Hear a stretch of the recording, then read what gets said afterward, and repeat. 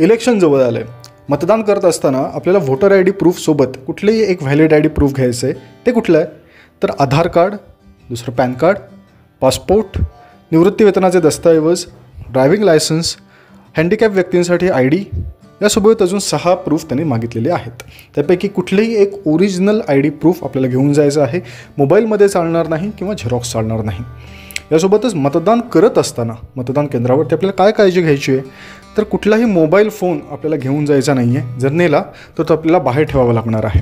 मतदान केंद्रावर गेल्यावरती रजिस्ट्रेशन प्रोसेस पूर्ण झाल्यावर जेव्हा आपण मतदान करण्याकरिता EVM मशीनसमोर उभं राहतो त्यावेळेला स्लीप येईपर्यंत 7 सेकंद आपले ते बटन प्रेस करून ठेवायचं आहे. बीप असा आवाज येईल. EVM मशीनवर बटन दाबताना व्हीव्हीपॅट स्लिप बाहेर येईपर्यंत बटनावरचं बोट आपल्याला काढायचं नाही आहे. व्हीव्हीपॅट स्लिपसहितच आपलं मतदान पूर्ण झालेलं असणार आहे. आपले मत नोंदवले गेल्याची खात्री करा, मगच बाहेर या. मतदानाचा हक्क नक्की बजावा. तुमचं एक मत देशाची लोकशाही जिवंत ठेवेल आणि विकासाला साथ देईल. तुमचे मत, तुमचा आवाज. याविषयी अजून माहिती जाणून घेण्यासाठी आपल्या ॲडमिन निनाद चॅनलला जरूर लाईक, शेअर आणि सबस्क्राईब करा. धन्यवाद.